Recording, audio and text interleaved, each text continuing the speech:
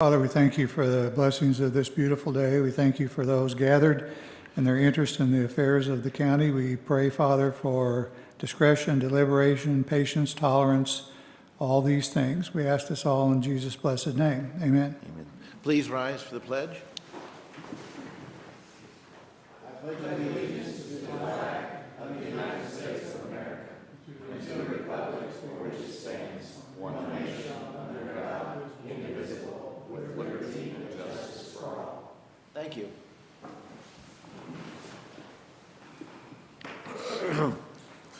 Please call the roll. Commissioner Nolte? Here. Commissioner Thompson? Here. Commissioner Carpenter? Here. That brings us to approval of the agenda. Is there a motion related to the approval of the agenda? I'll make a motion to approve the agenda as printed. Motion has been made to approve the agenda as published. Discussion. I would like to make an amendment to our agenda. I would like to remove items 2021-184, which relates to Loomis Parks, and also number 2021-187, specialized tax recovery. Those two items require more work, so I would make the motion that we remove them from our agenda and then we take them up at the point when they are ready to be fully discussed. Discussion on the amendment. Seeing none, please call the roll on the amendment to the agenda. Commissioner Thompson? Yes. Commissioner Carpenter? Yes. That brings us to the underlying motion of approval of the agenda. Now, approval of the agenda as amended. Further discussion? Do you have anything, Commissioner Carpenter? I do not. You're recognized to close, Commissioner Thompson. I close. Please call the roll. Commissioner Thompson?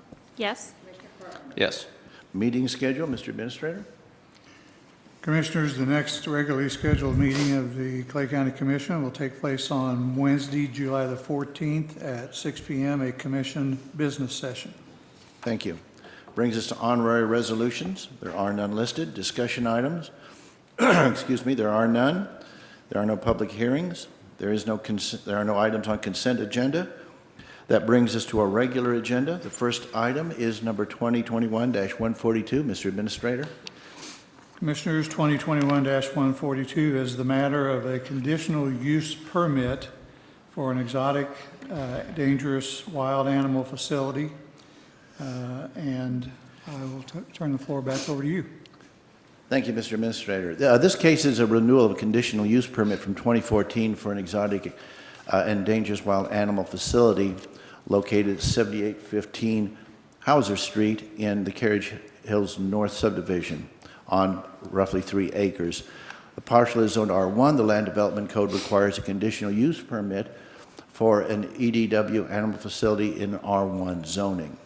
Commissioner Thompson has recused and will not be participating in consideration of this resolution. Due to this, I will be a voting member. The Commission has previously taken extensive evidence and testimony on this matter. The record was closed and no public comments or additional evidence will be taken. Because of the nature of this issue, this I think is absolutely appropriate to put on our regular agenda for our next week's meeting. In order to give staff direction for next week, I believe we should express a consensus on this issue and direct staff to prepare the necessary documents for next week. With that, we will go ahead. I will just seek consensus from the commission. Commissioner Carpenter, would you like to go first, or would you like me to? I'm happy to go first. My initial thoughts on it, and thank you, Commissioner, by the way. My initial thoughts on this after our meeting a couple weeks ago and studying the issue are, I'm inclined to allow them to move forward with the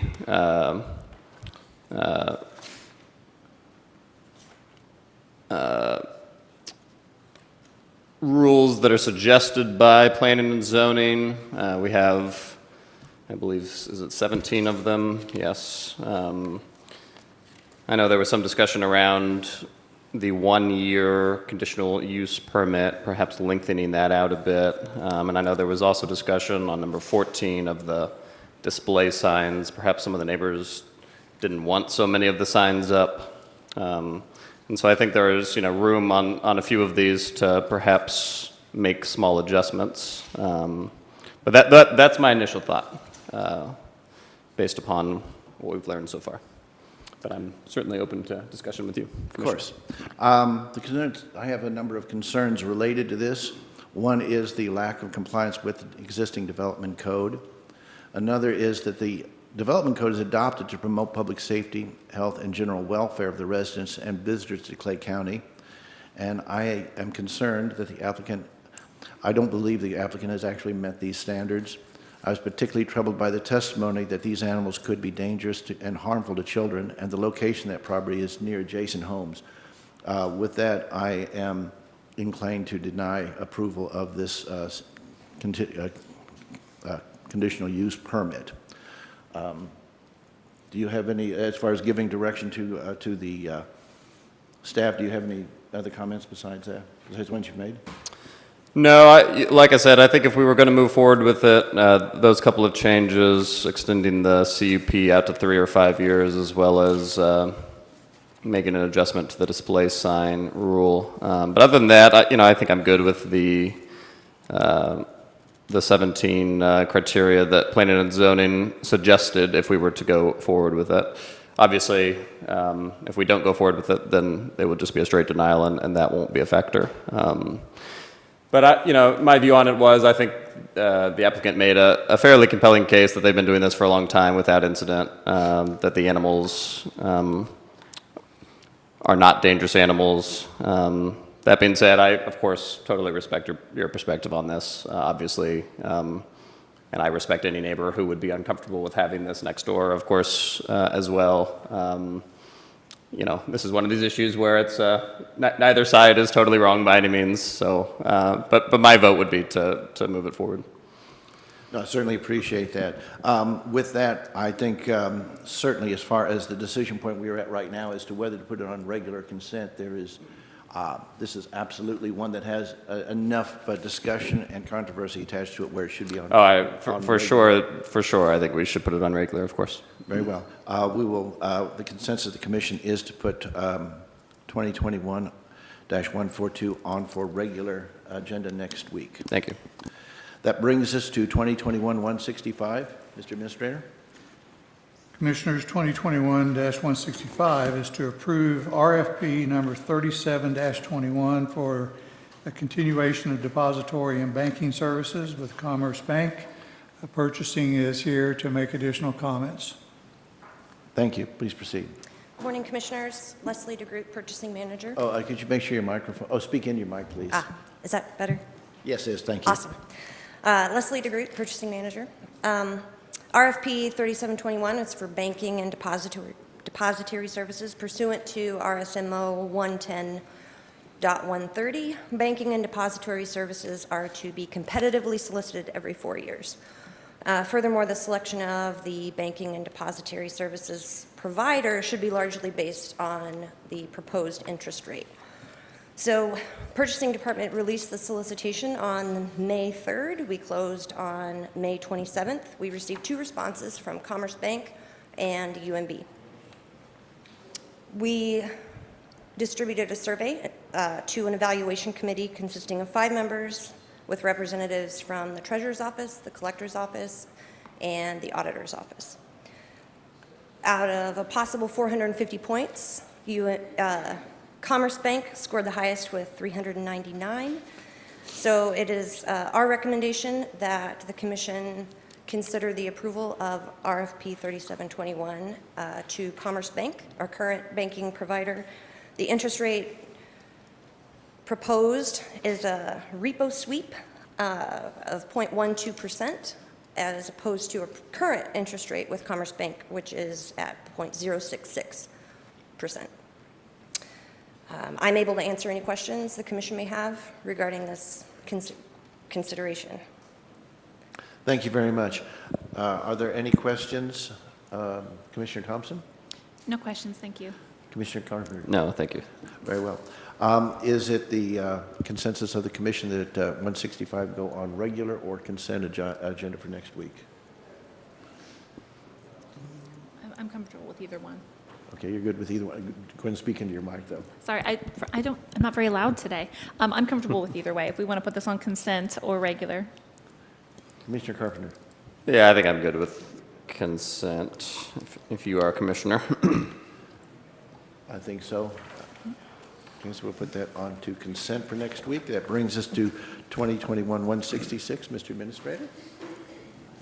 Commissioners, 2021-166 is to approve the revised contracts for the collection of taxes for some cities within Clay County. In this case, the city of Mosby, the city of Sugar Creek, the city of Excelsior Springs, city of Liberty, and the city of Gladstone. The collector is here for maybe additional comments. Please proceed. Lydia McAvoy, collector, and I am pleased to state that every single one of these cities signed the exact same form contract that has been presented to all of the other cities. And so I definitely request approval. I would note that we're getting to the larger cities in Clay County, and that we now have, because there are a few more pending for your next commission meeting, a very large number of cities in Clay County that have agreed to the form. And we have heard our first salvo from Kansas City. And while there are many things that we could probably discuss with them, they did object to the fee structure. And so I would just strongly urge, just as that progresses, if there are any conversations, especially with the commissioner that would be more interested in representing with them, that it is my strong urging to the commission that we present every city in Clay County the same fee structure. I understand Kansas City has other issues that we may be able to negotiate, but that has really been the promise and the expectation of these cities that have signed on. So the more and more consistency we get amongst the other cities, I think the stronger argument we have with Kansas City that they should comply with the same fee structure. But other than that, so that's just a forewarning, has nothing to do with these, and I just do respectfully request approval of these. What were some of the concerns expressed by Kansas City? Oh, pretty much everything we expected. Everything that we had put differently in the contract specifically because of Kansas City. There is an exclusion on collecting third-party items that don't originate with the city on county bills. They're the only city that has contracts with third-party agencies that the amounts just come onto our bills, and the city doesn't have any control over those amounts, and neither do we. So that was, we were requesting exclusion of that. Try to think of any of the other ones that were material. They didn't want to list all their projects on an Exhibit A, and we're asking all the cities to list their projects that we collect for or that we have anything to do with, TIFs, SIDS, NIDS. And I would say that, I'm assuming that's negotiable because that's not really a big policy issue, but that's very important to the state auditor. And the reason that one of the main reasons why we're renegotiating the city contracts is having in writing what we're doing for the entities. And since they're the biggest and most complex, that's probably going to need to happen. One other thing that we've been discussing, and I think that this could be amended just unilaterally at a later date, because there is a paragraph in there that says that the cities can just agree to something small that doesn't have to redo the entire contract. The smaller cities that only have maybe one TIF and it's small have asked for exclusion from the paragraph that requires a lot of reporting and a fee be applied to that TIF. And largely we did that because of Kansas City and the complexity of their TIFs. So we have had discussions with Smithville and North Kansas City about, once we get all the dust settles and all the contracts are known, picking maybe a dollar amount of TIF or of a project and saying that anything below that dollar amount can be exempted from that fee and paperwork. And that would also apply to any Kansas City projects that are below that dollar amount. They are objecting in general to the fee and the reporting and of their projects. And there's those items, there's room for discussion because they are unique to Kansas City as far as the types of, the number of TIFs, the types of projects they have, the types of reporting they do, those kinds of things that are unique to Kansas City. We obviously will discuss with them and things can be done. The fee structure, I feel strongly that my face being the one going out to these city council meetings and talking to these city finance managers and making our case for why this contract is a good deal for them and them pushing that onto their city councils and accepting it, that part of that promise was the fee structure would be kept consistent. And so I expected Kansas City to object. I understand that. But that would be the one thing that, as long as I have any say in the negotiations, I will hold firm on. Obviously, the commission can do what they need to, and go, and that'll be different. That'll be a different question. But that is something that I'm holding firm on, is the fee structure at this point, in Okay. fairness to these cities. Well, and I think there's a good point to be made that we treat all of our municipal partners equally. And obviously, any partners who do not think the contract would work for them obviously have the ability to do their own collections. This is not, we're not placing a requirement on them. This is a voluntary agreement on the part of both parties. Right, exactly. Their argument, I know, is going to be that the dollar amount is much bigger because the collections are bigger, but that is also exactly my argument why it needs to be consistent, because frankly, the Village of Oakwood does not pay for themselves, nor does Birmingham or Randolph or any of them. By bringing Kansas City into the city contract program and having them get on board with the Clay County makes it possible to uniformly collect for every other city of any size without any concern, because of the revenue that is generated that ensures the safety of that program. Well, to bring it back, because Kansas City is not on our agenda on this particular resolution, I just wanted to clarify in case there were any issues Kansas City raised that would be relevant to these other municipalities. It sounds like that is not the case. Commissioner Carpenter, did you have any questions or comments on this issue? Thank you. Just a very brief follow-up on that line of questioning. So if Kansas City refuses, hypothetically, hopefully that doesn't happen, but if that happens and y'all are unable to come to an agreement on this, what happens then? Well, under the current structure of our government, and actually even under the constitutional form of our government, there is a statute that says that there has to be a contract with the city to collect, or that counties are able to enter into contracts with cities, with the presumption being that they don't. So, the option is always not to not collect for them. Personal property, that would be quite the burden on them. Real estate, I think it's fine, but they do have the option to collect for themselves. They did. It was my predecessor put her foot down for 16 years. So, they can do that. To do it on a sudden basis would be hard on them. Here's something that I would also caution, in case they come directly to the commissioners and talk, I know that this is probably going to happen. We have made concessions over the last few years while these contracts were in existence, where things were bothering us and were upsetting us. And we've said, okay, we'll do this one more year, but we've got to work on this. We'll do this one more year, but we've got to work on this. And the work never seems to come through. We asked for proactive, lobbying efforts in Jefferson City on some of the things, to join with the collectors lobby on certain things. We asked for maybe a program that we could discuss, or discuss with their program leaders to address some of these issues. And none of those really proactive steps ever took place. So if we were to do a stopgap and collect for them this year, which I could see being a reasonable compromise, I would just urge you to hold their feet to the fire, because they'll try that every year, and then you won't end up actually seeing genuine change. And the thing is, they can be our partner. Kansas, if there's a problem in the statutes that's making something difficult, then they can go with us to Jefferson City, or they have the ability to fix those problems, whereas other cities don't. So I would expect that partnership. Gotcha. And if Kansas City does end up having to collect on their own, do they have the infrastructure in place? Obviously they did years ago, but I'm sure would they be able to? I'm sure they will tell you no. I don't think things would fall apart. At the very least, what we used to do is we could print their bills for them. I don't know that we have the ability to do that anymore, but we could figure it out.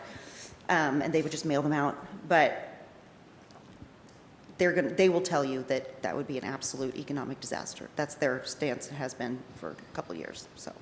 Gotcha.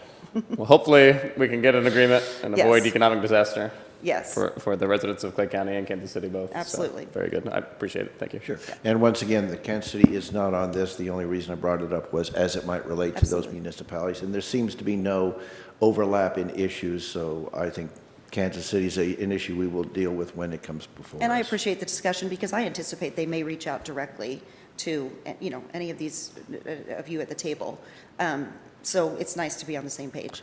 Commissioner Thompson, do you have any questions or comments? Yes, thank you, Commissioner. I just want to confirm, it looks like all these have been signed, so there was no issues with any of these cities? They all felt very comfortable with this? Yep, what's the only, outlined? I went to the North Kansas City Council meeting. They just asked me to go, and there was no problem, even because I had spoken to the one council member that had questions ahead of time.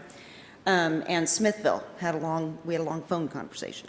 And so that's why I know that those two are the ones that may want that compromise later on the size of the projects. But other than that, I've literally not even heard from, we just keep getting mail with signed agreements, so there hasn't been a problem. Okay.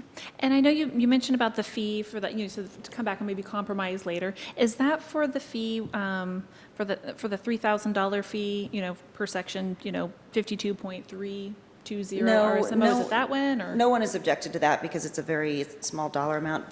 We put in, at the request of the assessor, that TIF, I keep saying TIF, but similar type projects like that have to be mapped by the assessor and collected and distributed differently, therefore they cause a pain in everyone, that there be a $1,500 fee and a form that they have to fill out for every single one to keep track of that.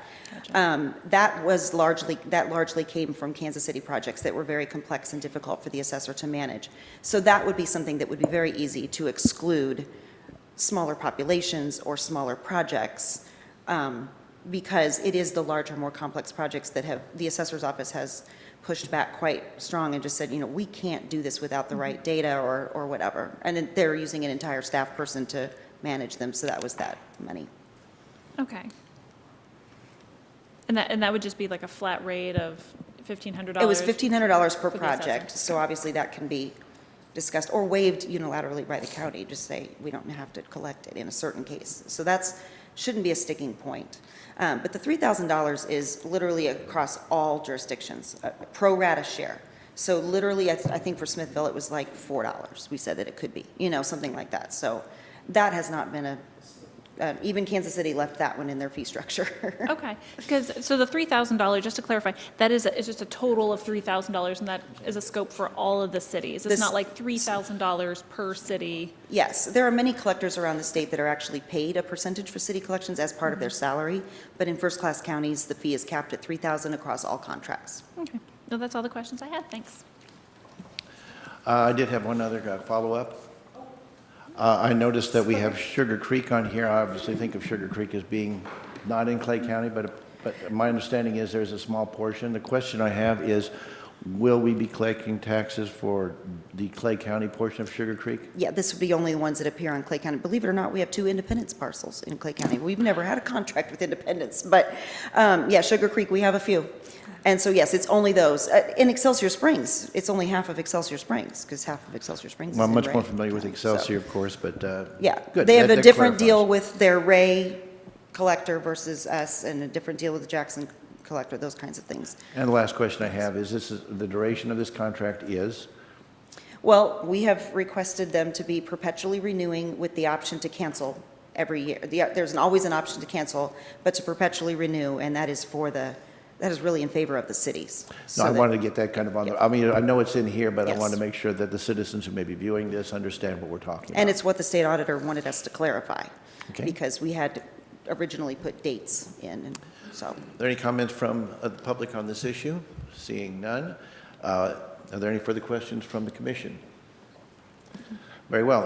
Is it the consensus of the commission that this go on consent or on regular agenda for next week? I'm good with consent. That's fine. Very well. 2021-166 will be on next week's consent agenda. That brings us to 2021-167. Mr. Administrator. Commissioners, 2021-167 is to approve a sole source vendor contract with Aumentum, this is for a tax collection and distribution software, and I would go back to the collector for further comments. Please proceed.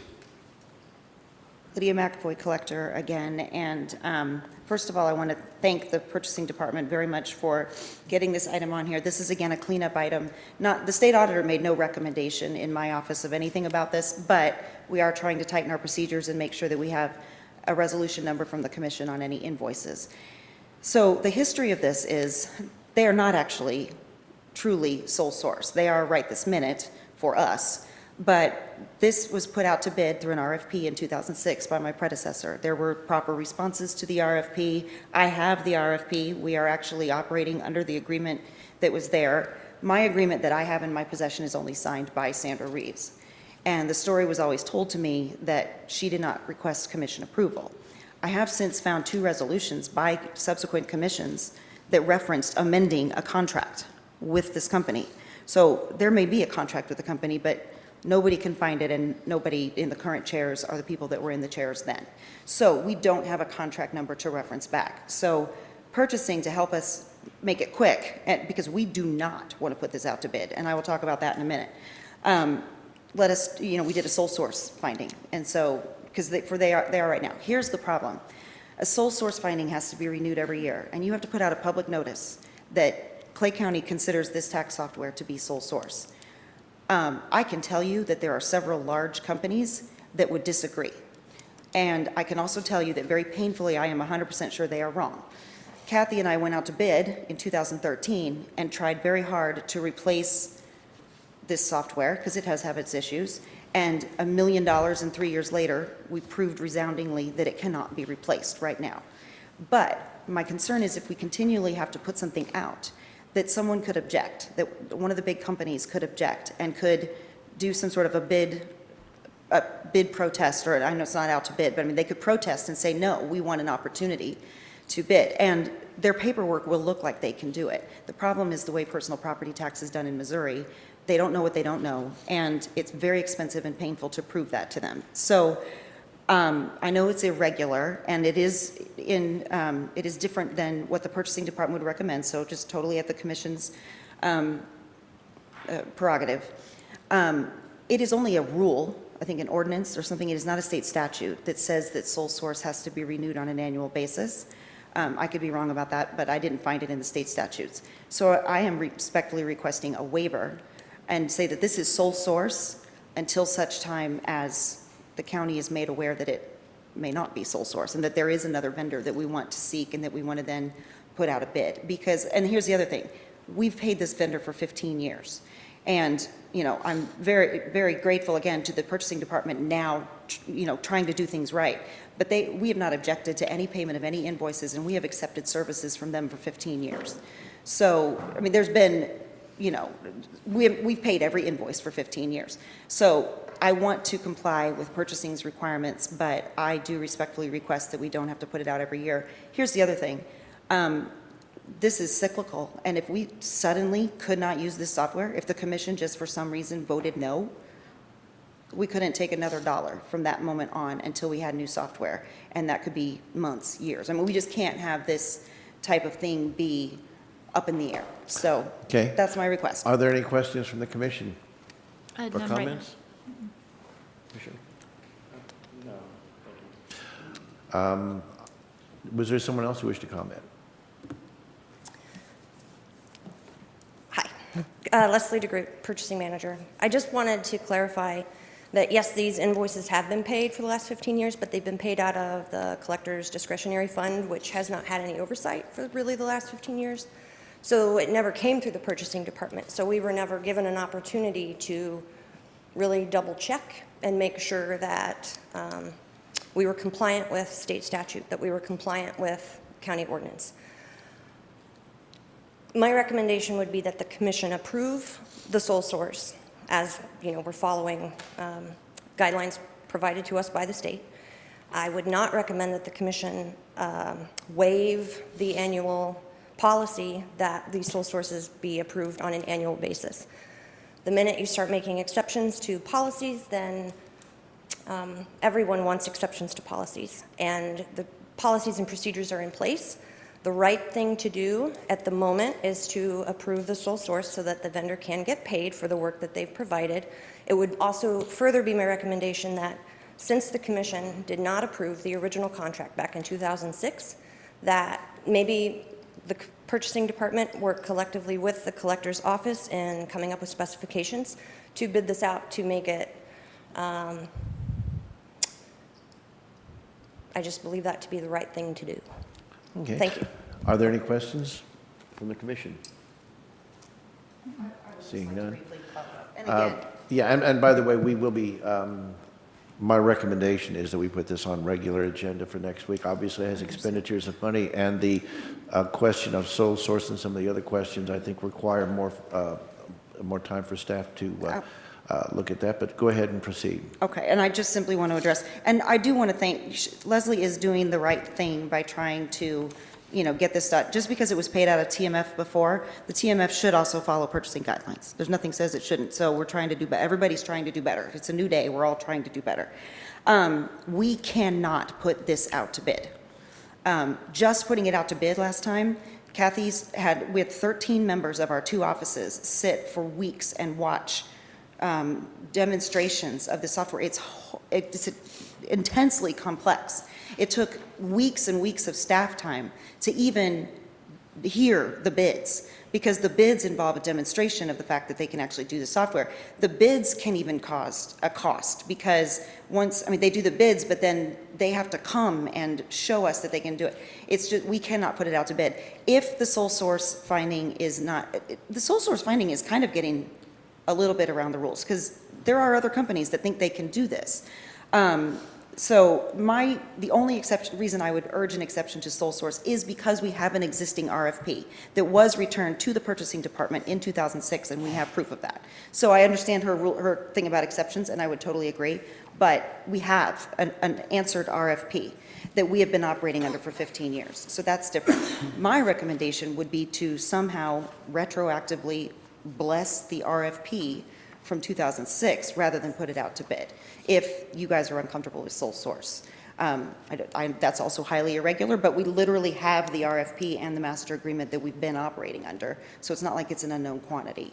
So that would be the other option if you're uncomfortable with the sole source. But putting this out to bid took in itself almost a year last time, just to get the bids and decide on a vendor. And then the vendor will start charging us a ton of money for us to finally prove that they probably can't do it.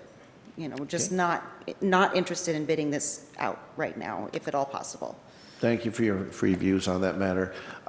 Is it the consensus of the commission that 2021-167 be on regular agenda for next week? Yes. Yeah, I think regular, and thanks to both the collector and to Leslie as well. Thank you. Thank you. That brings us to 2021-169. Mr. Administrator. Commissioner 2021-169 is to approve an agreement to upgrade internet access at the boys and girls group homes with Unite Private Network, and there are representatives of the Circuit Clerk's office here to make additional comments. Please proceed. Brian Swing, IT Director for the Circuit Clerk. Like for you, your commission approved the... Please speak a little bit more into the mic if you wouldn't mind, so we can hear you better. Brian Swing, IT Director for the Circuit Clerk. Thank you. I'd like for you, the commission to approve signing of the service agreement with UPN of providing internet access to the boys and girls group homes. Okay. Are there any questions or comments of the witness from the commission? Seeing none. Were there any further comments from anyone from the public on this issue? Once again, this looks like it involves the expenditure of money, so therefore it would be most appropriate, I believe, to put it on regular agenda. Is that the consensus of the commission? Yes. Yes, and do we have an estimate of the cost of? Go ahead and take that up if you'd like, Commissioner. I think there's a sheet towards the back, but if you'd like. Yes, and I've Yeah. glanced at that. On At the the very back, the back sheet for, we would do the 6 months to the boys' home, it would be $455. To the girls, it would be $495 per month. Gotcha. Thank you. Very good. Commissioner Thompson, did you have any follow-up? No, thank you. Very well. Thank you very much. 2021-169 will appear on next week's regular agenda then.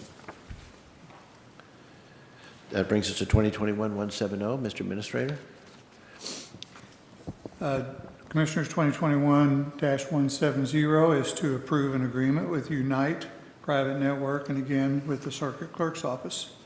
Please proceed. Did you say Circuit Clerk's Office? I think did. that's what he said, yes. Yeah, it says, yeah, on the resolution it says Circuit Clerk. I think that might be a mistake. Okay, it should be Clay County IT. I'm Kevin Shaw, Clay County IT Director, and this is a circuit that we're looking at also with Unite Private Network. This is for redundant network connectivity within the county. This would be an additional circuit that would go from the DR site to Rooney Justice Center, so that if we had any problems with our network, it could then use the fiber ring to reverse traffic and go and keep going. This would fall under a budgeted item, and it's $1,075 a month. Okay. Are there any questions? I think that, Mr. Administrator, would we go ahead and have staff, assuming that that is the correct thing to alter the approval of agreement, United Private Network, and replace Circuit Court with the Clay County IT? Is that advisable? I'm not sure if it sounds like something that you I would... think what we've got here is a United Private Network circuit, and it should say IT, and that's a typo, and I apologize. That is not a problem. So I don't believe we need to have to correct a typo. I don't believe we need anything more than just to see it next week in its correct form. So that's not a problem at all. Thank you. Commissioner Thompson. Yes, thank you. I think we're also missing the request for commission action form that should be right after. the I was cover wondering sheet. about that because I was looking through here and I didn't see that. And I'm kind of used to going by it. So, yeah, if staff could also just make sure that we have that document in our packet as well for next meeting, I think that would be helpful. With that, the expenditure money and the fact that we need to have some alterations, I think regular agenda, if that is agreeable. Yes. Very well. So 2021-170 will be on next week's regular agenda. That brings us to 2021-183. Mr. Administrator? Commissioners, 2021-183 is to approve a memorandum of understanding with the Guadalupe Centers Incorporated relative to the ERAP program that we are administering, and that the auditor is here to make additional comments. Please proceed. Good morning. Thank you, Administrator. Thank you, Commission. Resolution 2021-183 is similar to the 5 MOUs you approved earlier this year in late March of Resolution 2021-68 for the Emergency Rental Assistance Program, the $1.0 from the Consolidated Appropriations Act. It had been encouraged since the beginning that we make applications available to non-English speaking residents in Clay County, and we've done so. We have had Google Translate services available with our technology provider. Northland Healthcare Access is one of our current nonprofits, and they have a service available for that. But we did receive feedback from that group. We meet weekly that they have had some Spanish-speaking Clay County residents seeking assistance, and they couldn't properly serve them. Guadalupe Centers works with the City of Kansas City and their Emergency Rental Arrears Assistance Program. And they have also commented that they have received contacts from Clay County residents seeking assistance. And so what is before you is an agreement that will give them actually no costs, no administrative salary dollars. They're simply administering the program on an as-needed basis. We're going to begin with $50,000, and they're available to provide that service. This is actually required of us by the federal government. The U.S. Treasury issued a FAQ I outlined in my RCA number 37. It was released on June 24th. It said that we have to make services available to non-English language speakers. Again, as a reminder, this is a program available for residents who are in arrears because of COVID with their rent and utilities. Payments go directly to tenants. They have to qualify. They have to prove, have all documentation to be eligible. One thing I do want to comment, though, I would like to offer 4 amendments, and I have outlined those for you. In Section 4, mutual commitments, I'd like to strike the language that says non-KCMO portions of the county. And then in Sections 6, 7, and 10, well, 6 and 7, I want to replace the end date for ERAP 1.0 from December 31st, 2021 to September 30th, 2022. And then finally, in Section 10, I want to change the language that says the most recent FAQ from February 22nd to June 24th of this year. Let me explain all of those amendments. First, in Section 4, we also learned from the Treasury Department on the very next day after the FAQs, June 25th.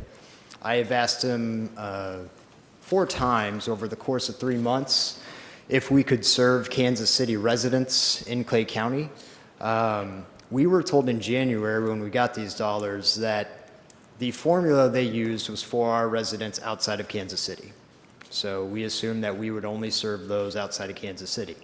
But then, as you know, MHDC in the state of Missouri is serving overlapping jurisdictions. They are actually, news has come out that they're quite a bit behind because those jurisdictions with large populations have their own programs, so the state is kind of facing that challenge. But basically, that presented some questions to me of if they're serving overlapping jurisdictions, why can't we? So I asked the Treasury, and they did confirm you can do that as long as you have no duplication and have systems in place to do that. We have those systems. Kansas City and Clay County use the same technology provider, CommuniCareLink. So they send out applications to agencies of all applicants in Kansas City and Clay County. Case managers check the database on CommuniCareLink and the state to make sure they aren't serving the same client. So we have those instances in place, and I think this is the appropriate time to do it. Kansas City yesterday shut down their application system. They are not taking any more applications for 1.0. They're going to get ready for 2.0 to speed up. The reason, they have too many applications. So there are people who are not being served, and many of them are Clay County residents. So this is an opportunity and a chance for us to do so. I can tell you from personal experience, I've received at least 1 call a day, sometimes 2 or 3 calls a day. I don't know how folks got my number, but they did, and they all live in Kansas City, in Clay County. So there is a great need, and they're just not getting service. We're ready and able to do so, our case managers, and we'd like to do that. Just some statistics I want to give you. We are at about a third, 33%. We've expended $1.1 million, $1,126,370, 226 households we've kept housed and not evicted in Clay County. 379 have applied. Many of those have been declined as ineligible. We have roughly 80 that we're still working on. Kansas City has, I ran some numbers since we use the same technology provider, has 625 applications they're working on. The latest number I got from CCL, it's not updated, but about, they estimated only about 60 of those are Clay County. But regardless, that's going to be about roughly half that we've served. So this will help us to meet that goal. We don't know if it's really a permanent goal anymore because the end post keeps moving of 65% by September 30th of this year. And then there's going to be a reallocation. So all this to say, I'd like to amend the agreement with Guadalupe Centers just for that purpose. I'm going to bring to you later, probably in the next cycle, if not, maybe just amendments for our existing agreements. I might add those to Wednesday if I get them. Similar to this, to open up to Kansas City. And then I will bring you 2.0 agreements later. So that is the rationale behind that. And then the change of the deadline was just Treasury guidance. And that's essentially it. I will stand open for questions. Very good. Yeah, I did have a couple of things. The overlap concerns, I think, are taken care of in large part because of the vendors that we use are the same as Kansas City, so that allows it to minimize the possible of duplication of benefits to a single household. Am I correct in that? Absolutely. So there are two steps in that process. First of all, every application comes through CCL, whether it's an electronic online application or it's a handwritten application that someone walks in and it's uploaded. CCL, once they get an online application, they send it to an agency, make sure it's not a duplicate. If someone has a referral or a walk-in, they check the database before they start working. So there's that. We upload to the clearinghouse with the state to make sure they haven't been served by the state on a monthly basis. I do periodic subrecipient monitoring to make sure that we don't have any duplicates. We have had, MHDC had 2 duplicates that they served after we had served them. They resolved those. So Clay County, to my knowledge so far, has not duplicated one client. So yes, we have those systems in place. Very good. And the addition of second language, that is for those people legally present in our county who are maybe not English proficient. Certainly there are some complexities in any governmental operation that sometimes it's easier to deal with the first language of an individual, but that does not mean that this does not open it up to those who might be illegally present in this county. Is that correct? That's true. So we're paying tenants, and there are pretty stringent documentation requirements with the rental assistance program, where you have to show photo identification. I'm also, because we're required by Treasury, I have also gone ahead and signed up with Thomson Reuters. They have a product called Clear ID. It's very inexpensive, but basically I can confirm that any applicant is a citizen of the United States if we have a question with that. So that's kind of our protocol as far as any fraud prevention, yes, but also just meeting the requirements of the Emergency Rental Assistance Program.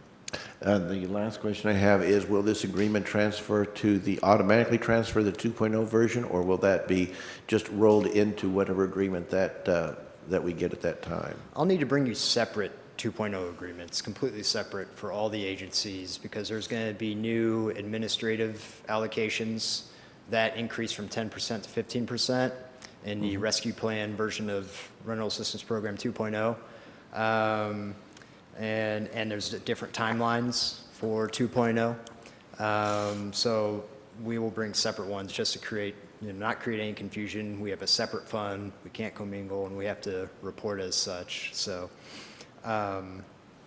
yes, so I'll bring those separately, but this is just, it dawned on me, why would I try to amend the 1.0 agreement with Guadalupe Centers when, we're doing a new one right now. No, I agree. And then finally, obviously I think we're here to serve all citizens of Clay County, whether in Kansas City or not. One concern I have, and I don't think it's one that I would care to address at this moment, is going forward, I would hope that would not mean that the city of Kansas City would pull back from servicing their citizens here in Clay County and put it solely in the arena of the Clay County government. So that's something that I'll be interested in keeping an eye on as we go forward, because I don't think that the law contemplated us completely supplanting any obligations Kansas City has to their citizens here in Clay County. So that's something I think is worth watching as we go forward. No, absolutely. I think, they have served quite a bit of Clay County residents already. We can continue to coordinate with them. Like I said, we meet pretty regularly in a state coordinating call. But for instance, they've served, 342,079 households in 64118. 27 households and 125,000 in 64119, 64116, 117, and so forth. So 64155, and it goes on. So they've served a number of Clay County residents already. But I think we're all on the same page of trying to serve every area, so yeah. Okay, Mr. Counselor, on the supplemental documentation that was just now distributed, is it compliant for us to go ahead and just have that rolled into and substitute for the language that currently appears in 183, or is there some kind of commission action required? I think as long as there's consensus, as long as there's consensus among the commission to insert this, I think that's fine. Okay, I'm going to go to... Particularly if you're going to keep it on regular, which I... That would be my assume. hope. I think what I'd like to do is to go ahead and open up to questions for the commissioners, seek consensus on that very action, and then get consensus on regular or consent agenda. Commissioner Thompson, if you'd like to start. No, thank you. I have no questions right now. Thank you. Commissioner Carpenter. Sure. Thank you. First of all, thanks again for all your work on this, sincerely. And for staying on top of it, very grateful. So we've distributed about 1/3 of 1.0 at this point. That's correct. And then how much has Kansas City approximately of their $1.0 dollars? Because you mentioned they stopped, that they've had so many applications that they're not going to take anymore beyond this week, or? That's correct. They are close to 1/3, a little over that. In the first round, they got, so we only got 3.6 million. They received 14.8 million. They've distributed 6.2 million. And so they're a little farther ahead, but they just have so much more in the queue. They've served, 1,500 households, but they have 2,500. And like I said, but a lot of those are declines, so 625 they're really working on. And you really just kind of look at, and this is something we have to report at the end of the July for the second quarter, is the average assistance given. And really, we're, both of us and all the jurisdictions are on a ballpark of something, if you do the math, if you say you serve 6 months of rent, those numbers can add up. So that's what they've determined, that they have enough in the queue, and so that's why they did that, yeah. Gotcha. And so at some point, we'll need to make the same determination at some point as well with these $1.0 dollars, that if we have so many applicants or so many people in the queue, as you say, that we would need to stop taking applicants for it, or we're just not close to that yet? I would say we are. So the way we've approached it with our 5 agencies, we've had a couple not as fast as our 3 leaders, and they have, we've given 130,000 at a time as a round just to kind of manage it. So 655,000 total. Through those, 2 of those agencies are on their 4th round and almost done with it.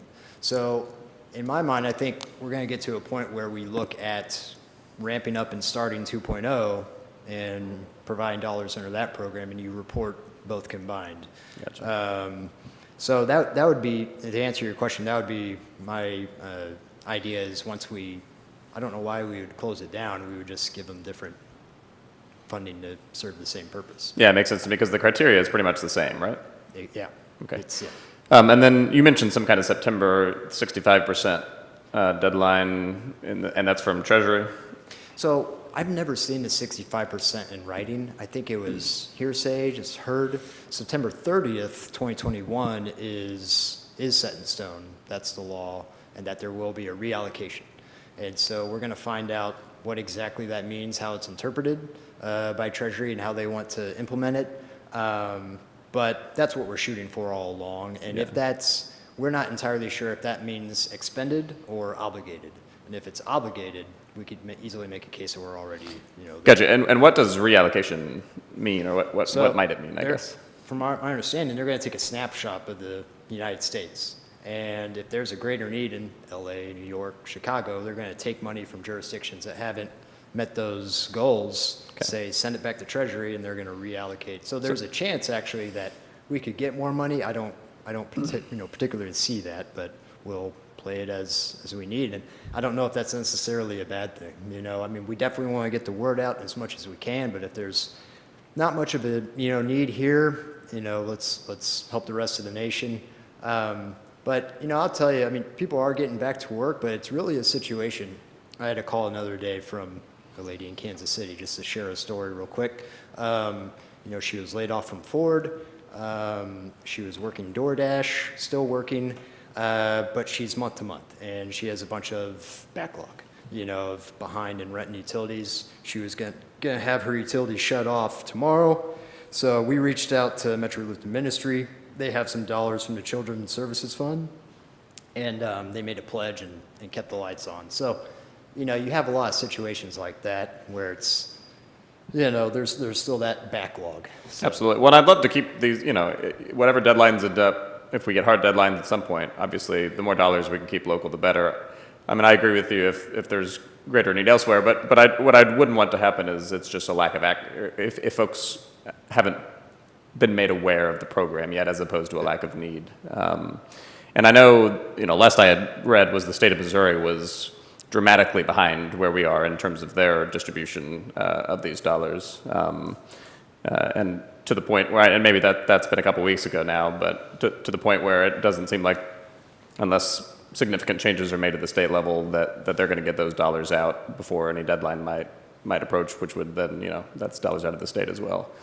But if we can do a good job locally getting the dollars out, that would be fantastic. And it sounds like both Kansas City and Clay County are doing that. And that's why we grabbed it, so we can provide closer service here. So yep, Gotcha. we'll keep marketing as much as we can. We have let the chambers know. A landlord called from Smithville, said, I asked, how'd you find out? They said, from the chamber messaging.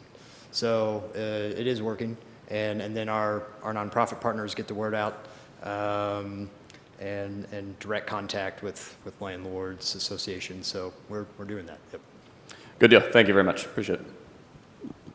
Thank you. I want to seek consensus from the commission to substitute the language distributed for the language that is in there.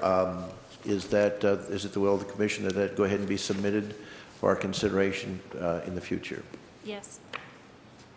The amended language? Right. Yeah. It's just distributed. Sounds good to me. Very good. So with that, if we could go ahead and have staff put that in there. The next order is, well, I want to see if there's anybody from the public who has any comment, any further comment on this issue. Seeing none. I think this is appropriate, especially given the changes that this go on our regular agenda for next week. Is that, okay, very well. I agree. 2021-183 will appear on a regular agenda next week. And by the way, I was remiss in not mentioning that, and I'm sure I speak for the other commissioners, that we appreciate the work of staff and the auditor's office to put this together, and all involved. I think it's going very well, and I think we're ahead of the pack as far as some of our peers. So thank you again for your hard work. That brings us to 2021-177, Mr. Administrator.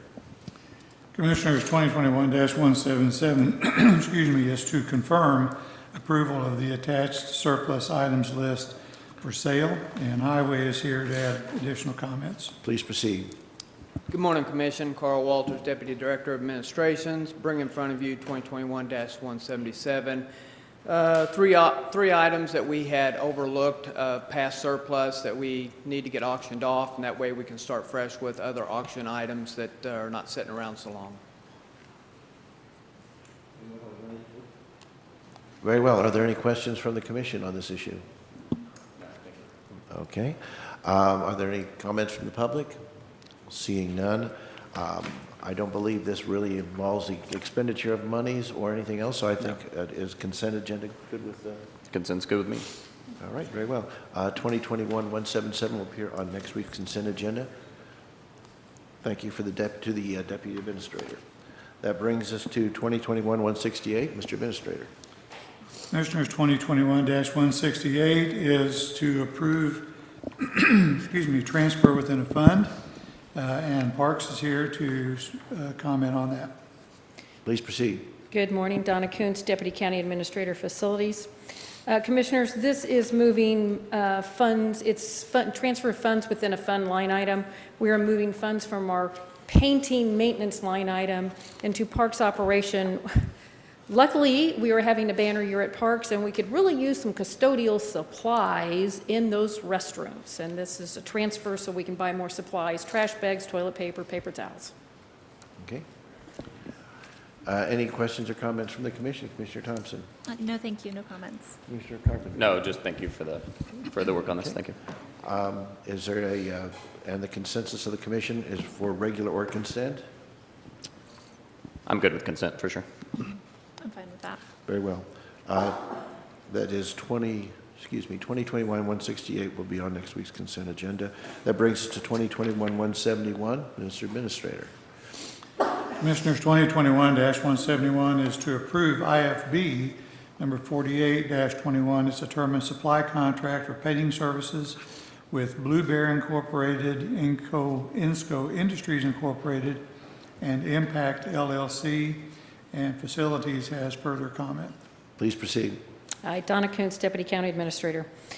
We received 3 responses to this RFP that we sent out. We are recommending that we accept all 3 of the vendors that applied. Again, whenever it's a term and supply contract, it just allows us, should we have the need for that type of service, to reach out to those vendors, get a price quote for whatever the project is, and then utilize those vendors as pre-approved vendors. Okay. Are there any questions? Excuse me. Are there any questions or comments from the commission? Commissioner Thompson? No, thank you. Mr. Carpenter? No, thank you. Okay. Any comments from the public? Seeing none. What is the consensus of the commission? This does involve a contract, but I'm not sure that, I think this is enough of a gray area. What are the thoughts of the commission on consent or regular? I'm comfortable with consent. I am as well. Very well. 2021-171 will appear on the consent agenda next week. That brings us to 2021-172. Mr. Administrator. Commissioners, 2021-172 is to approve IFB number 49-21, another term and supply contract for plumbing supplies with the Reeves Wiedemann Company. Facilities again has comment. Yes, Please. Donna Kuntz, Deputy County Administrator. Yes, we went out for a bid for our plumbing supplies. We only had 1 vendor respond. However, that vendor did respond with 50% off the price of any items we purchase. Okay. Well, that sounds like good news. Any comments or questions from the commission? No, thank you. Any comments from the public? Seeing none. Since we just did a very similar thing, I assume 2021-172 would be the consensus for putting it on consent would be in order? Yes. Yes. Very well. That item, that is to say 2021-172 will be on our consent agenda. We have removed 2021-184. That brings us to 2021-185. Mr. Administrator. Commissioners, 2021-185 is to approve Omnia Partners, a cooperative agreement for shredding services with Stericycle. Again, a comment from Facilities. Please proceed. Hi again, Donna Kuntz, Deputy County Administrator. This is actually kind of a cleaning up of a housekeeping item. We have had an ongoing shredding / paper recycling program now for several years. The cooperative agreement we were using with Sourcewell has now expired, so this is transferring, still using our same vendor Stericycle with the Omnia Partners. However, we've shuffled around, moved some bins. This does give us a 35% cost reduction under the new cooperative contract. Thank you. Questions or comments from the commission? Commissioner Carpenter. No, thank you. Commissioner Thompson. No, thank you. Comments from the public? Seeing none. What is the consensus of commission on 2021-185? For regular or consent? I mean, it is a contract, so I could go either way on that one. but- I'm comfortable with consent. I am too. I mean, this is an existing agreement, right? Yeah, I believe it is. Just making revision to it. So 2021-185 will be on next week's consent Okay. agenda. That brings us to 2021-173. Mr. Administrator. Commissioners, 2021-173 is to approve a lease agreement with BFI Waste Systems of North America for a training facility. And this is from the Sheriff's Department. I'm sure somebody is here to make a comment. Please There's a proceed. few Captain of us. Agdarian is here to comment on that. Thank you. Please proceed. There's a few of us. Captain Amy Agdarian, Clay County Sheriff's Office. Before you this morning in this request is to express the need that the Clay County Sheriff's Office has to have its own training facility to include a firearms training range. This allows us to meet the obligations of our state mandated training as well as those required by the Sheriff's Office policy.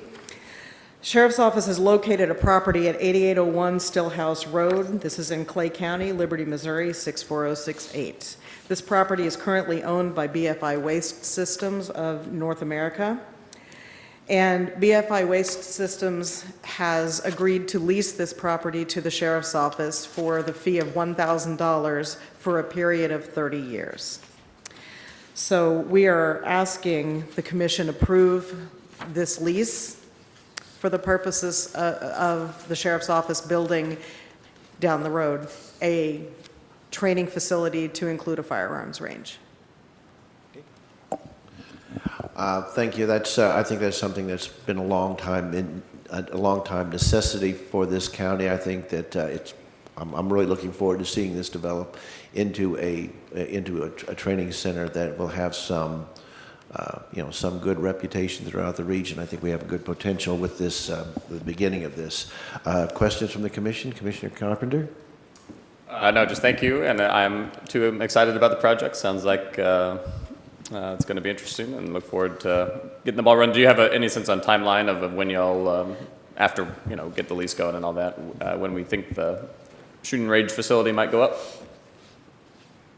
As quickly as we can with appropriate funding. And I would like to take an opportunity, if I could real quickly, to thank the Sheriff Will Aiken, as well as Captain Phil Kofer, Lieutenant Paul Norris, and Sergeant Brian Sapp for the work they've done in locating this property and working with BFI and with County Council and now with the Commission to put this request and this contract together, this lease agreement, and hopefully down the line some additional contracts. And we are excited to bring this to you today.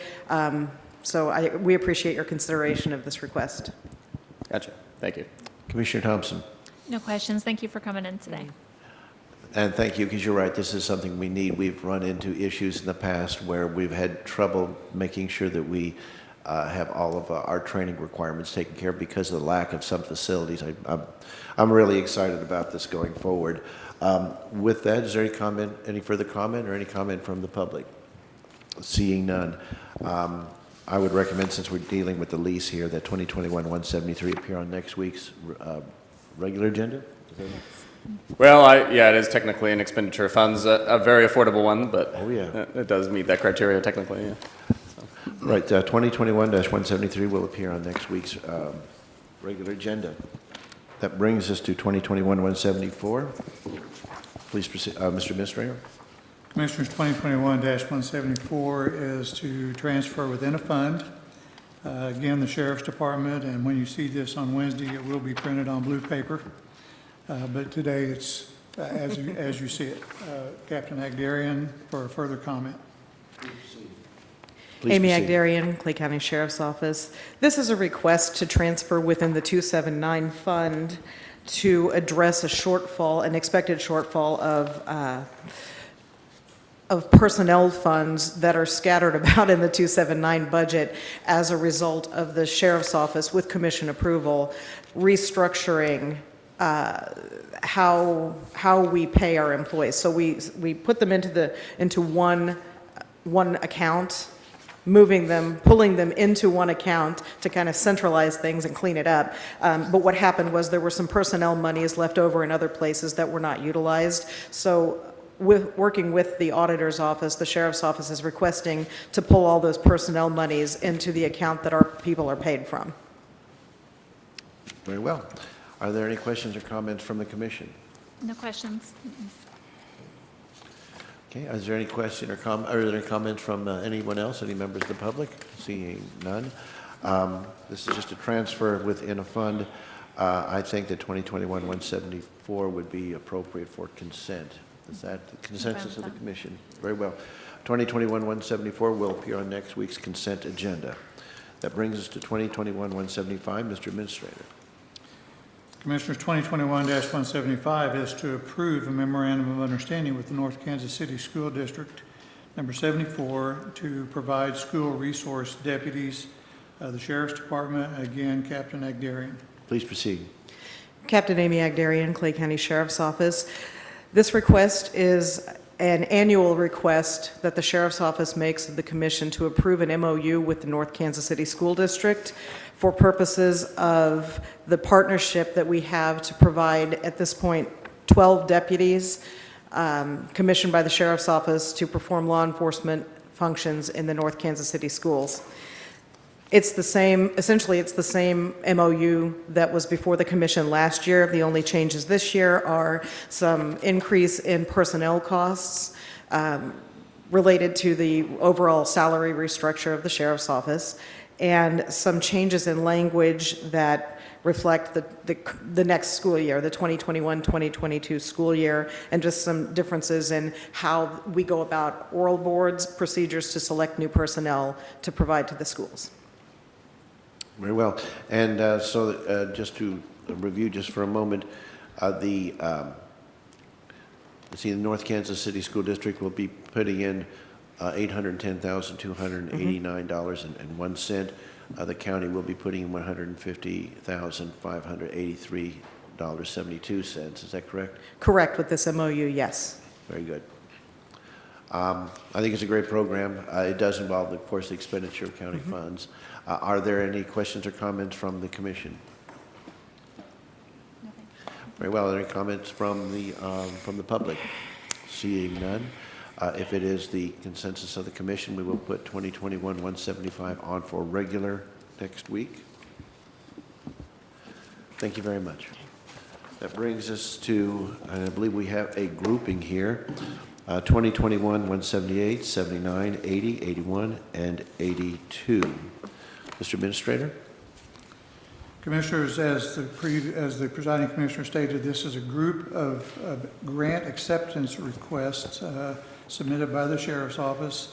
The first one is a grant acceptance request for a hazardous moving violation enforcement. The next one, 179, is the grant request for occupant protection enforcement.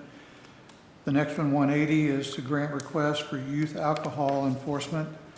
The next one, 181, is a grant request for dedicated impaired driving enforcement.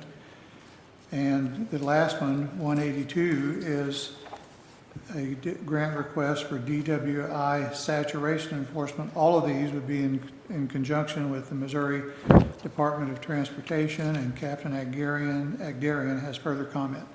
Please proceed. Captain Amy Agdarian, Clay County Sheriff's Office. To avoid a 45-minute conversation, as we've done in the past, I requested that these be grouped together so that we could just address them all at once. All of these are requests to accept grants that have been awarded to the Sheriff's Office by MoDOT.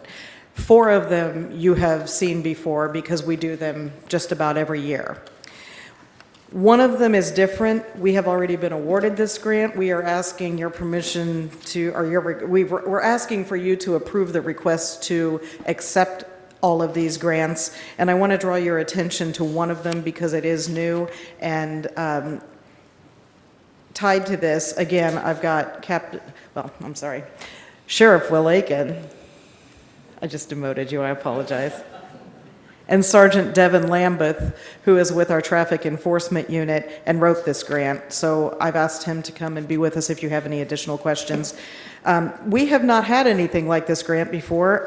This is the dedicated impaired driving enforcement grant. Which resolution are you This is going to be, It's 181. thank you, Thank you, that's helpful. 181. This is the dedicated impaired driving enforcement grant. This grant awards us monies to pay for 2 full-time deputies, salaries and benefits, and 2 fully equipped patrol SUVs that will be utilized for purposes of DWI enforcement. That's going to be their job. So within the traffic enforcement unit, or the traffic safety unit, we will have 2 dedicated deputies that are going to be assigned to enforce DWI laws.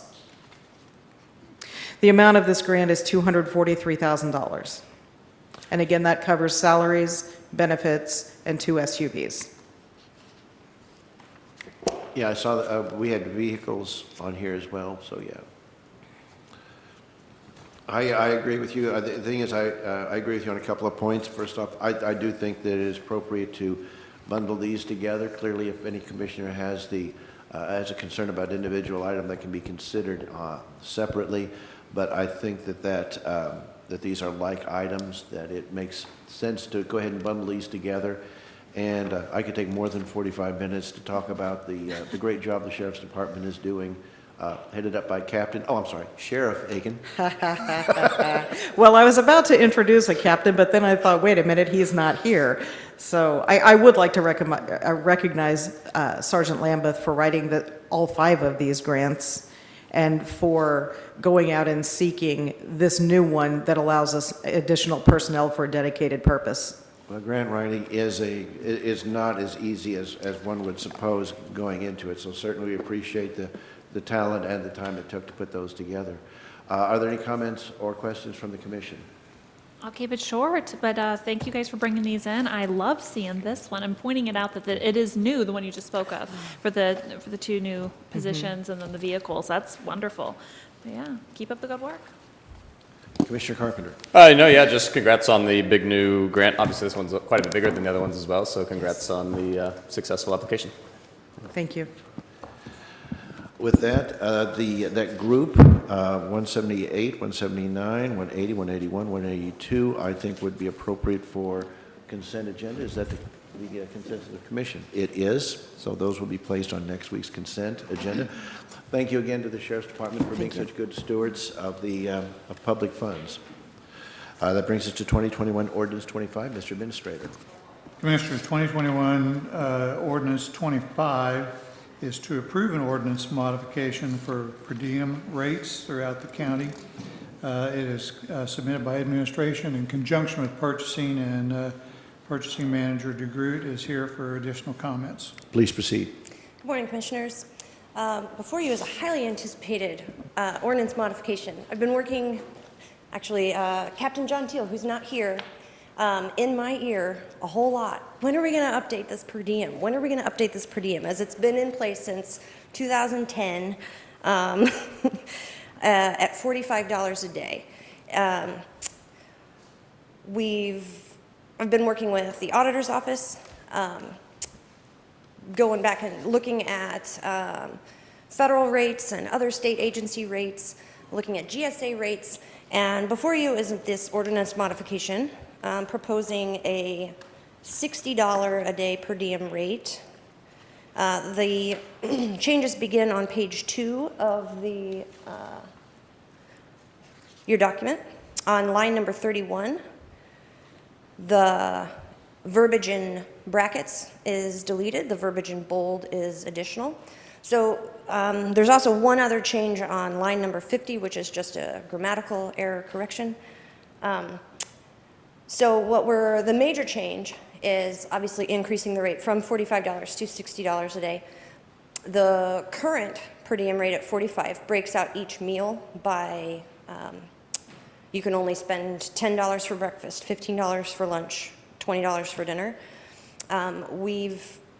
In this ordinance modification, we've eliminated the breakdown for each meal so that in the event someone doesn't eat breakfast, they, aren't limited. They don't just lose that $10. So we're trying to simplify it, trying to make it a little bit better for staff, especially those on mandatory trainings with out-of-town travel. The other point I'd like to bring up that is different, the current per diem rate of $45 per day includes taxes, but it doesn't include gratuity up to 18%. So this revised per diem rate of $60 a day includes taxes and includes gratuity up to 18%. So it's not like, well, my per diem is 45, but I can put on an additional 18%. It just cleans it up, simplifies the process, makes it a lot more efficient and a lot easier to understand. So I can answer any questions you may have. Am I correct that that this is updated? The last time it was visited was 2010. Is that what I'm reading here? Yes, sir. So some time has passed between that point and this. Just a couple, years. No, I think that I like the idea of increasing it. I think that's fair. And I also like the idea of not micromanaging the meals. I think that certainly there are some of us who would eat, you know, a light breakfast and maybe a heavier lunch. This gives some latitude. I myself eat heavy at every meal possible, so that's my own personal problem. With that, comments or questions from the commissioners? Commissioner You Thompson? get your very own per diem, Mr. Commissioner.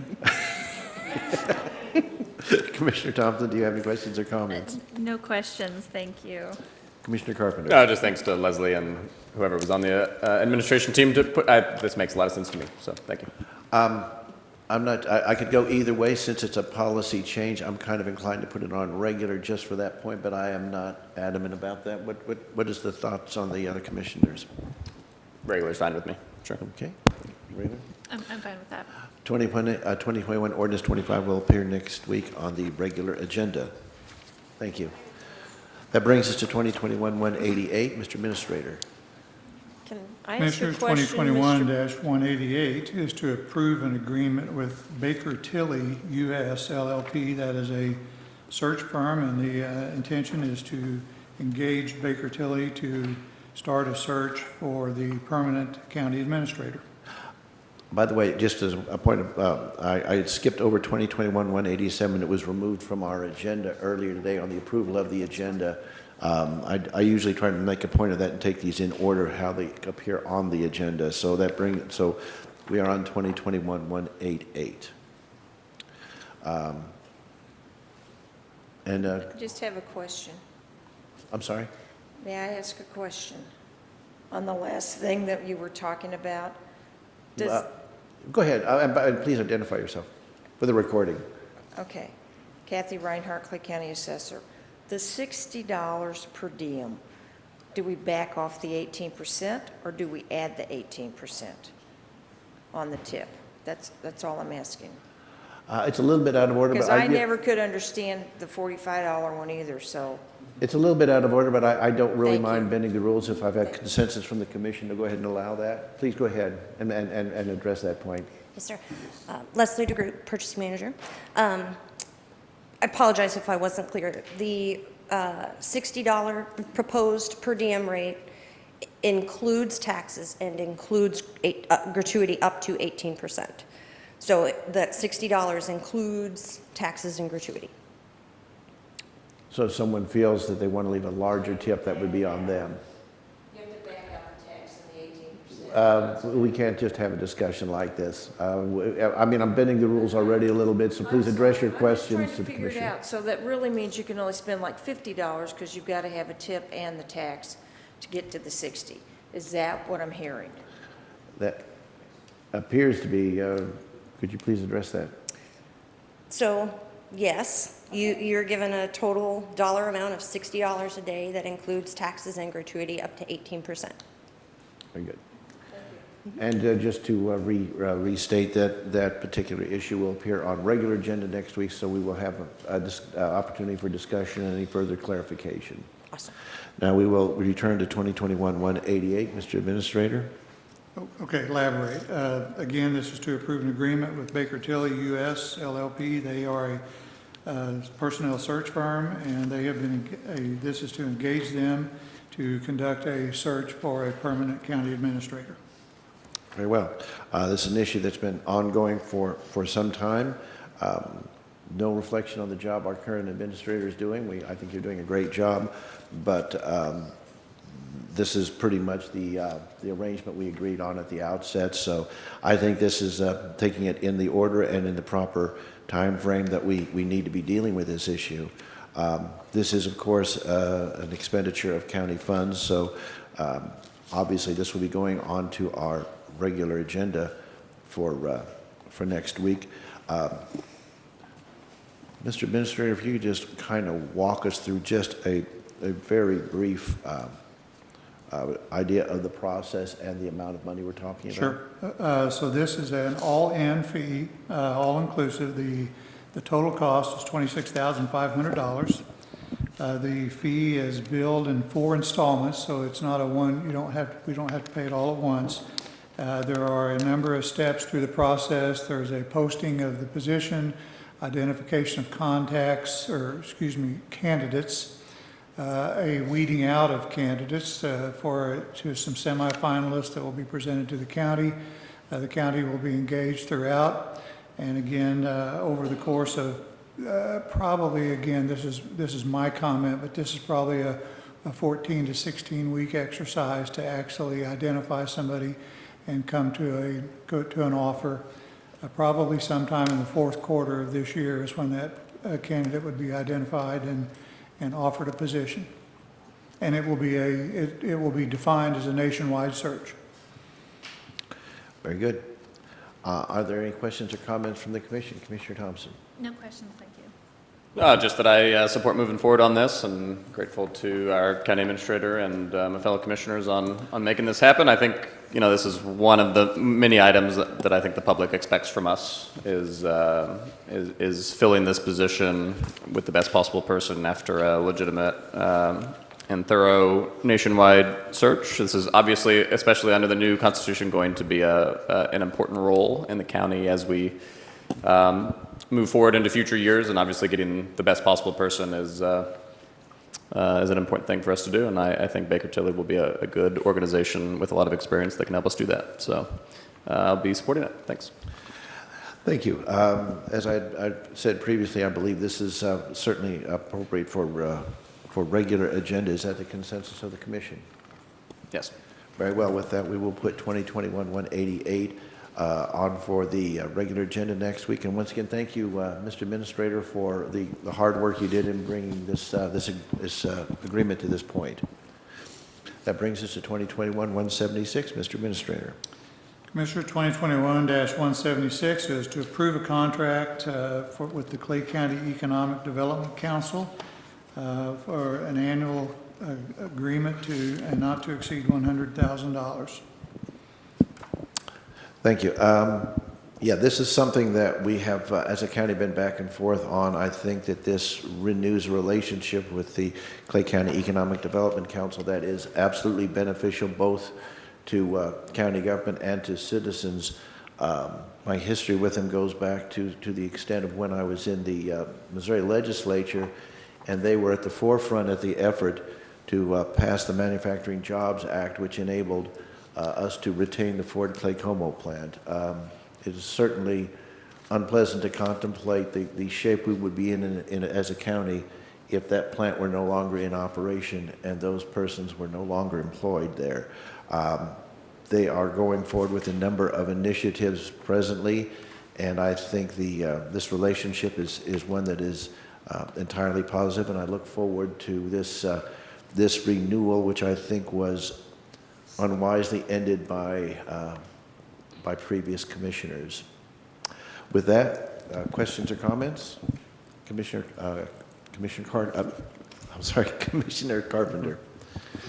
So will this will return us to the annual $100,000 payment to the EDC? That's correct. At one time, it was actually, if I remember correctly, $169,000.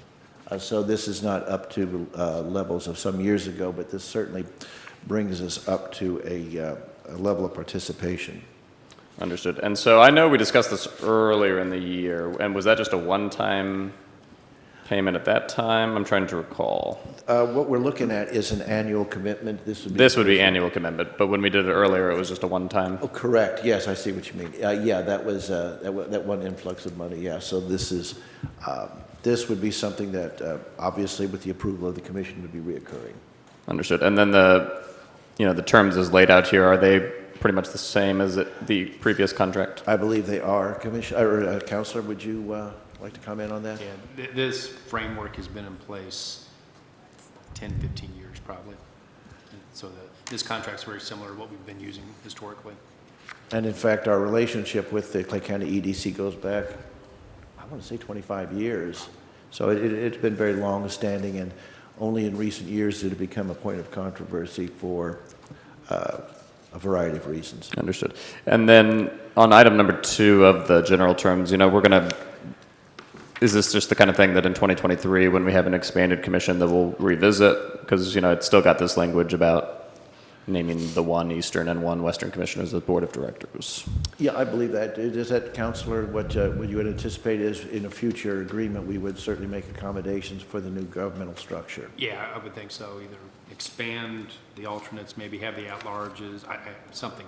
Yeah, I would certainly expect it, because obviously in 2 years, we will have more than one Eastern and more than one Western.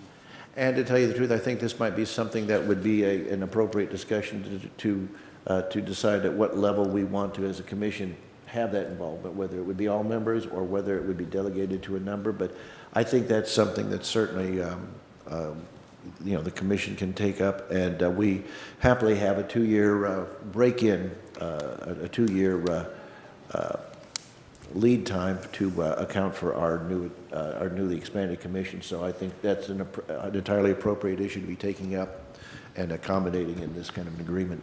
Very good. Thank you. Further? Commissioner Thompson. The only question I have is, are we also missing the commission action page on this one as well? Yeah, good point, Mr. Administrator. Is that? There is not one included. We'll make sure there's one in this at the next meeting when this is taken up. Great. And since it'll be on regular anyway, that's not much of an issue. So I appreciate you pointing that out. Thank you. Do you have any other comments Not at the time. or no, questions? thank you. Are there any questions or comments from members of the public? Seeing none, 2021-176, if it's a consensus of the commission, will appear on next week's regular agenda. Sounds good to me. That brings us to the end of this agenda. Is there a motion related to placing items on next week's regular and consent agendas? Yes, I will move that we place the following items on the regular agenda. 2021-142, 2021-167, 169, 170, 183, 173, 175, and 2021 ordinance 25, and 2021-188 and 176, with the remaining items going on the consent agenda. Very well. Motion's been made for the placement of those listed items on next week's agenda under regular and consent agendas, respectively. Discussion? Seeing none, you are recognized to close. I close. Please call the roll. Yes. Yes? Thank you. That brings us to the end of our regular agenda. Comments on non-agenda items. Are there any members from the public who would care to comment on any non-agenda items today? Seeing none. Are there any office holders who would care to comment on any non-agenda items today? Are there any other agencies who would care to comment on any non-agenda items? Seeing none. County Administrator comments? Mr. Administrator? None further. Thank you. Commissioner comments? Commissioner Thompson? None this week, thank you. Commissioner Carpenter? No, thank you.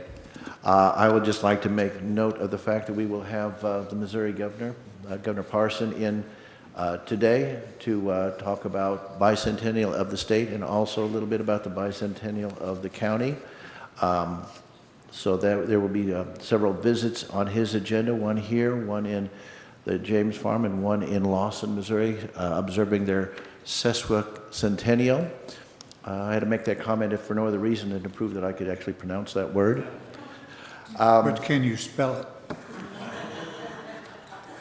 I'm an elected official. Let's not take this literacy test too far, shall we? By the way, the governor will be on the south steps of the administration building at 3 p.m. Great. It's 3 there, I believe 4 at the James 4 Farm. at the James Farm and 5 o'clock in Lawson. Great.